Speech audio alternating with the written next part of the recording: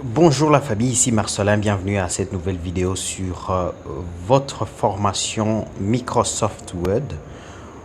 Nous allons aujourd'hui entamer la partie, la section paragraphe. La fois passée, nous avons parlé de la section police. Nous avons vu comment mettre le texte en gras, comment mettre le texte en italique, comment souligner le texte, comment augmenter la taille, changer la police. Euh, Maintenant, aujourd'hui, avant peut-être d'entamer maintenant cette partie qui s'appelle la section, qui est la section paragraphe, on va juste peut-être voir une petite fonctionnalité qui permet de mettre tout un texte en majuscule. Alors, rappelez-vous, encore une fois, ça revient. Il faut d'abord sélectionner et puis aller ici. On voit modifier la casse. Hein, c'est comme ça qu'on dit. Comment on peut modifier la casse d'un texte, c'est-à-dire soit mettre en majuscule, mettre le majuscule en début de phrase, c'est ce qui est déjà là. Le M est en majuscule, donc on ne le fait pas. Mettre en minuscule, vous voyez, tout devient en minuscule. Vous pouvez mettre tout en majuscule, ok.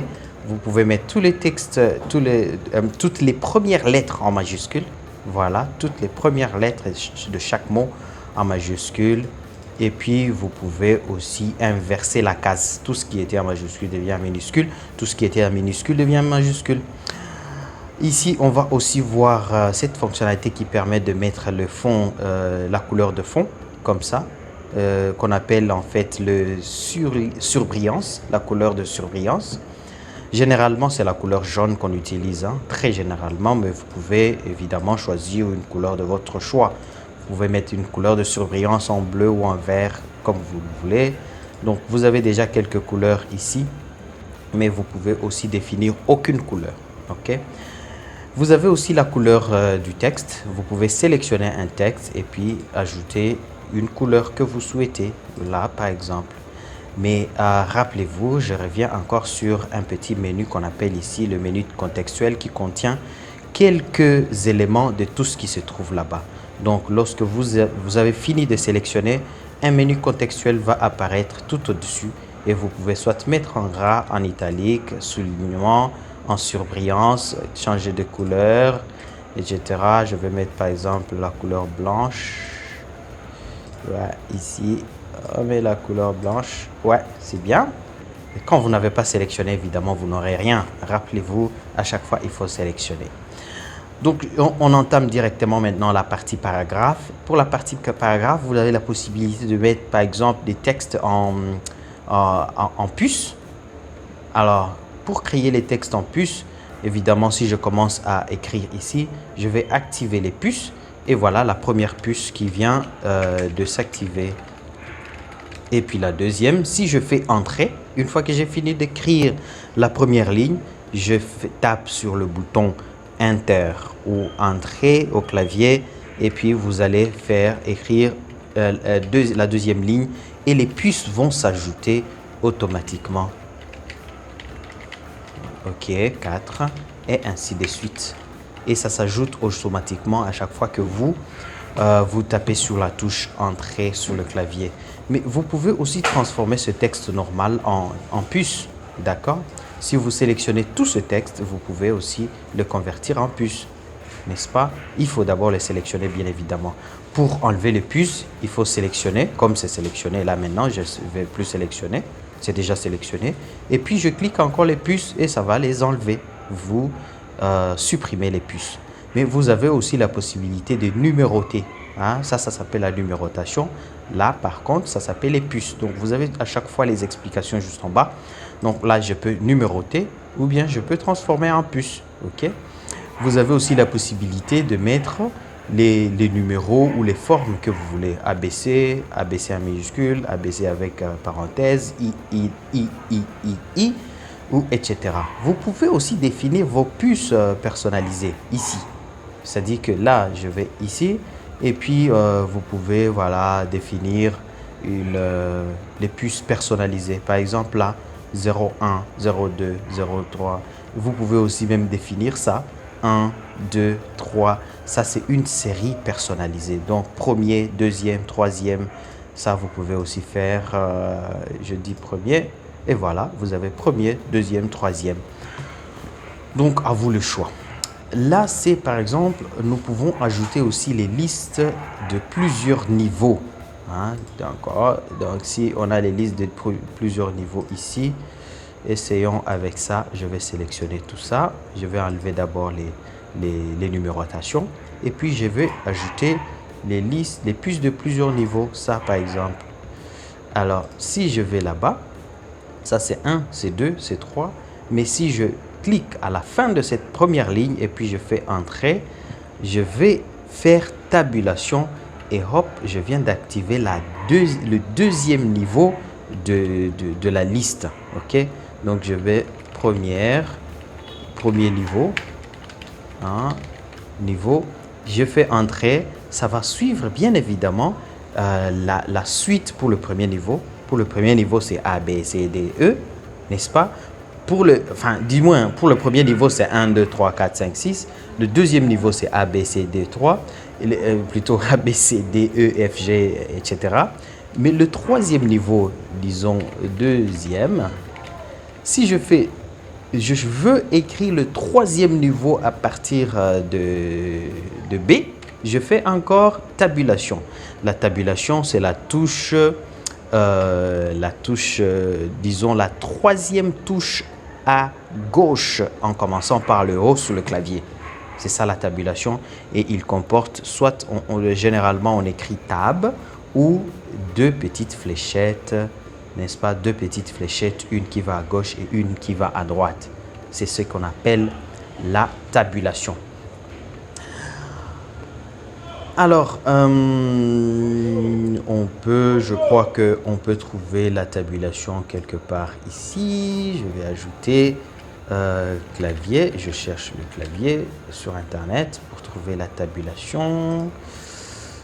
La tabulation ici, voilà, vous avez la tabulation juste là. J'espère que vous voyez ma souris. La tabulation se trouve là. C'est 1, 2, troisième touche à gauche. Ok, donc là vous avez la tabulation et la tabulation vous permet justement d'ajouter les autres niveaux. Ok, donc là ici on a choisi les niveaux, c'est ça les niveaux qu'on a choisi, c'est 1, 2, 3, 4, 5. Deuxième niveau A, B, C, 2. Troisième niveau I, etc. D'accord, et ça s'active avec, rappelez-vous, les tabulations. Ici au niveau de A, on n'a pas mis de troisième niveau, mais si je clique à la fin de cette ligne, je fais Entrée au clavier et puis je fais tabulation, je vais activer le troisième niveau. Autre chose qu'on peut faire, c'est alignement de texte. Vous pouvez aligner le texte à gauche, aligner le texte au centre ou aligner le texte à droite. Alors, comment est-ce que ça se positionne? Je vais d'abord donc là, je supprime d'abord toute cette numérotation. Alors, pour aligner le texte à gauche, il est déjà par défaut aligné à gauche. Vous pouvez l'aligner au centre, tout comme vous pouvez l'aligner à droite. D'accord? Voilà. Ça, c'est l'alignement. Mais vous avez aussi un alignement, ce qu'on appelle l'alignement justifié, pour avoir du texte qui tient sur les deux côtés. On va essayer de chercher un texte. On va chercher un texte quelque part. Tac, tac, tac. Je cherche un texte comme ça. Voilà, on aura beaucoup plus de texte. Je vais copier ça. Et je vais coller ça ici. Je vais enlever les puces. Vous vous rappelez comment on enlève les puces? Voilà, je vais enlever les puces et puis je vais mettre tous les textes. Je vais copier, je colle et voilà, j'enlève cette partie. Voilà, j'ai du texte, j'ai beaucoup de texte. Vous pouvez essayer d'écrire n'importe quoi, n'est-ce pas? Je vais écrire.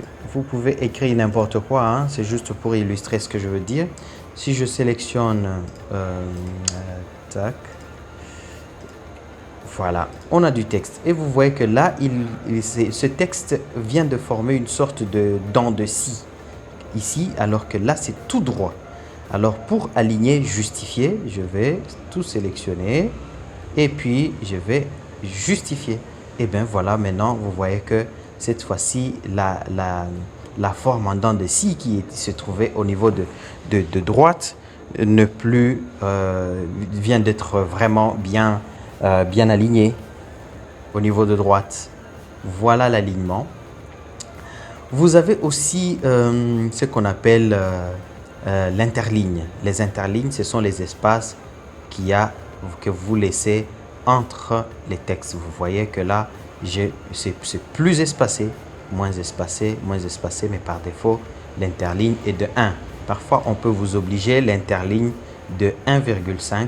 Hein. Lorsque vous écrivez, par exemple, le mémoire, généralement, l'interligne est de 1,5. D'accord?